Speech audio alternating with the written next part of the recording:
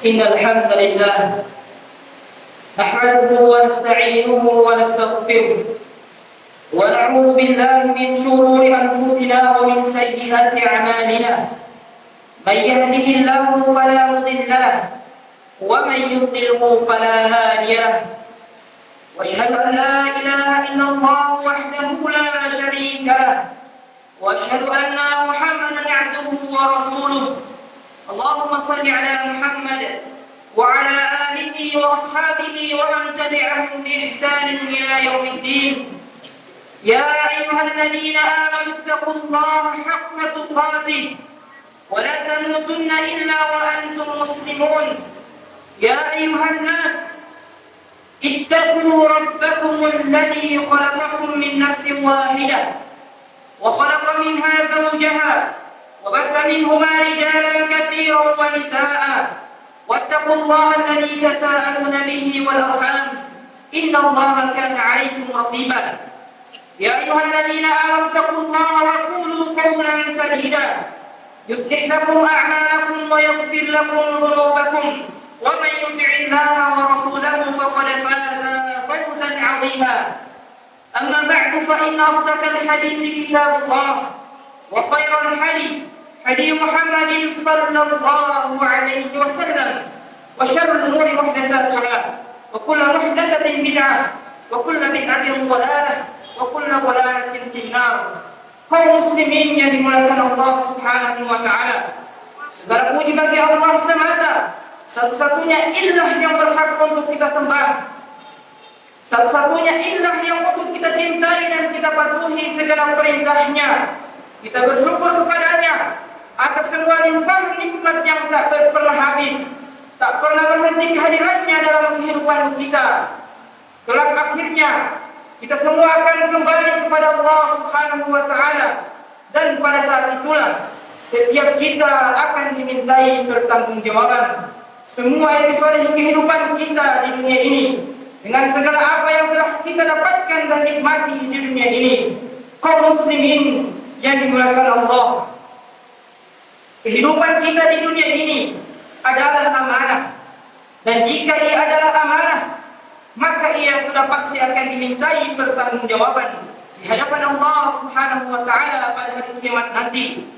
Rasulullah sallallahu alaihi wasallam mengingatkan hal ini dalam sabdanya, kullukum ra'in wa mas'ulun 'an ra'iyatihi, fal imamu ra'in wa huwa mas'ulun 'an ra'iyatihi, wal rajulu fi ahlihi ra'in wa huwa mas'ulun fi 'an ra'iyatihi, wal mar'atu fi baiti zawjiha ra'iyatun wa hiya mas'ulatun 'an ra'iyatiha, wal khadimu fi mali sayyidihi ra'in wa huwa mas'ulun 'an ra'iyatihi.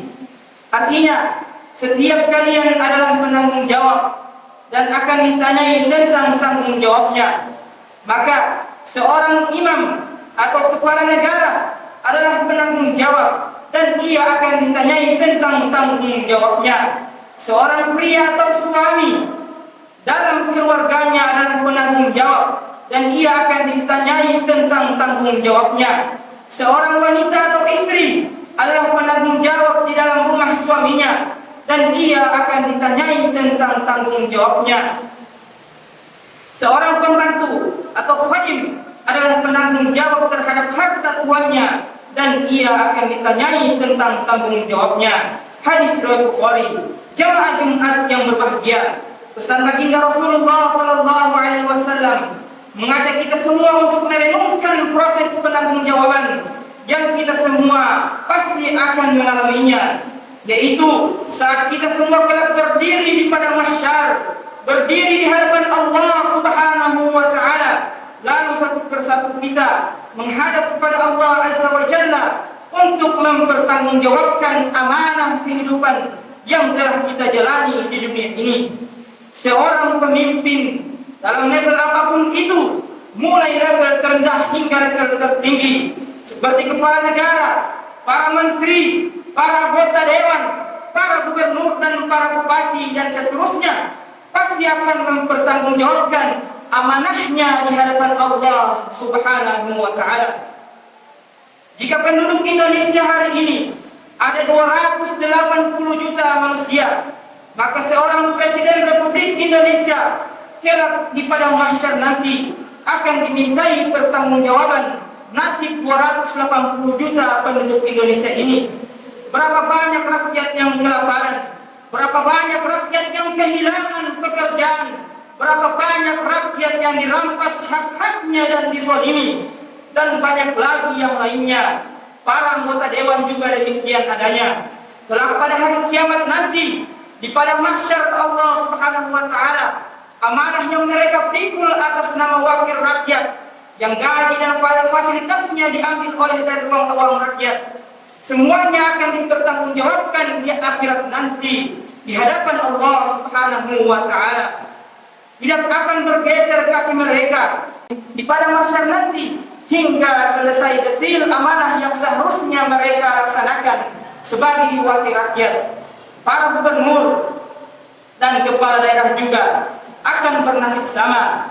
Jika penduduk sebuah provinsi misalnya ada 9,5 juta manusia, maka seorang gubernur akan dimintai pertanggungjawaban tentang 9,5 juta penduduk wilayahnya itu. Apakah ia telah berlaku adil kepada mereka?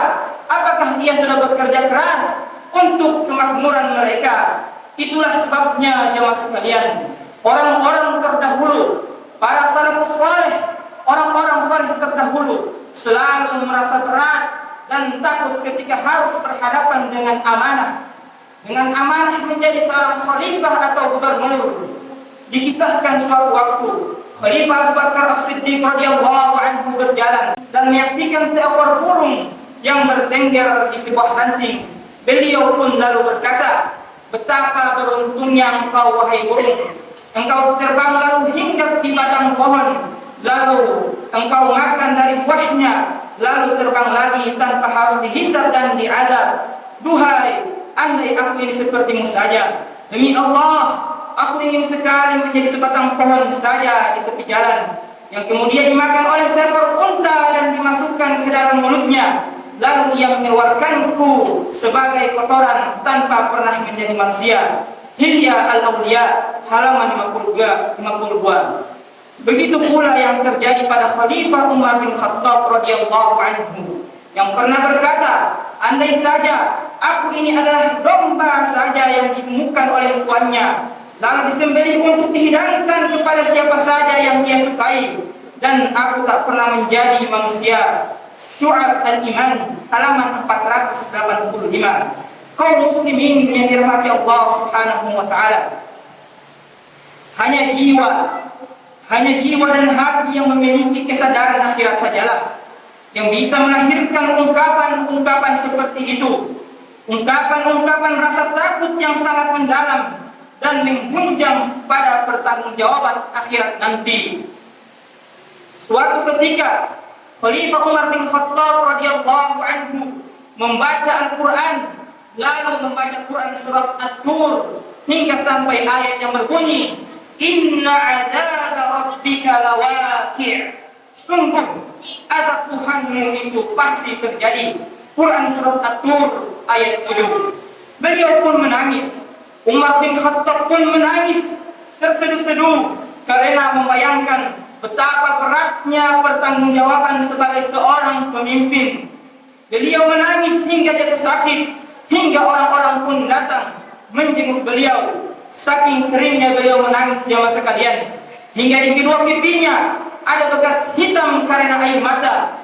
Ibnu Abbas radhiyallahu anhu pun pernah menghibur beliau dan mengatakan, "Bukankah Allah telah mengaruniakanmu berbagai wilayah dan berbagai penaklukan?" Tapi Khalifah Umar bin Khattab pun menjawab, "Aku hanya ingin selamat di akhirat, meski tanpa pahala dan tanpa dosa." Allahu Akbar. Spirit seperti itulah yang membuat Umar bin Khattab radhiyallahu anhu sangat takut menerima dan menggunakan fasilitas negara untuk dirinya dan keluarganya. Kaum muslimin yang dimuliakan Allah Subhanahu wa taala. Tidak hanya itu, para suami dan ayah juga akan dimintai pertanggungjawaban di akhirat nanti tentang tanggung jawabnya sebagai suami dan ayah. Para istri dan ibu juga dimintai pertanggungjawabannya tentang tanggung jawabnya sebagai istri dan ibu. Para pegawai dan pelayan juga dimintai pertanggungjawaban atas amanahnya, dan setiap kita pasti akan dimintai pertanggungjawaban tentang bagaimana kita memimpin diri sendiri menjalani kehidupan di dunia ini. Rasulullah sallallahu alaihi wasallam bersabda, "La tazalu qadama 'abdin yawmal qiyamah hatta yus'alu 'an umrihi fima afna, wa 'an 'ilmin fima fa'ala fihi, wa 'an malihi min aina iktasabahu wa fima anfaqahu, wa 'an jismihi fima ablah." Tidak akan bergeser kedua kaki hamba pada hari kiamat hingga ia ditanya tentang umurnya untuk apa ia habiskan, tentang ilmunya untuk apa ia gunakan, tentang hartanya dari mana ia memperolehnya dan untuk apa ia belanjakan, dan tentang tubuhnya untuk apa ia gunakan. Hadis riwayat Tirmidzi. Semoga kita masih sempat menyiapkan semua pertanggungjawaban yang begitu besar dan berat untuk pengadilan Allah Subhanahu wa taala di hari kiamat nanti. Barakallahu li wa lakum fil Qur'anil 'azim wa nafa'ni wa iyyakum bima fihi minal ayati wal dzikril hakim. Qultu ma sami'tum innahu huwal ghafurur rahim. Alhamdulillah ala ihsani wa syukruhu ala taufiqihi wa imtinani. وأشهد أن لا إله إلا الله تعظيما لشأنه وأشهد أن محمدا عبده ورسوله الداعي إلى رضوانه صلى الله عليه وعلى آله وأصحابه وإخوانه.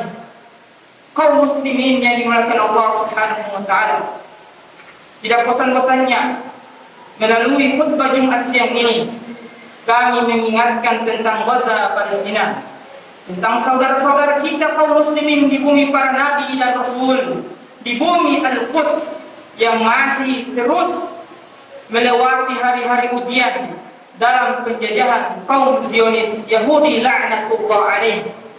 Maka salah satu jihad kita sebagai umat Islam, kaum muslimin di negeri ini terhadap Palestina adalah memberikan dukungan dalam berbagai bentuknya untuk saudara-saudara kita yang masih berjuang mempertahankan negaranya.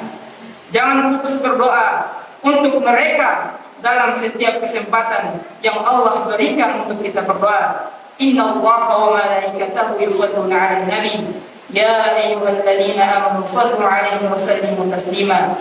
Allahumma shalli 'ala Muhammad وعلى آل محمد كما صليت على إبراهيم وعلى آل إبراهيم إنك حميد مجيد وبارك على محمد وعلى آل محمد كما باركت على إبراهيم وعلى آل إبراهيم إنك حميد مجيد.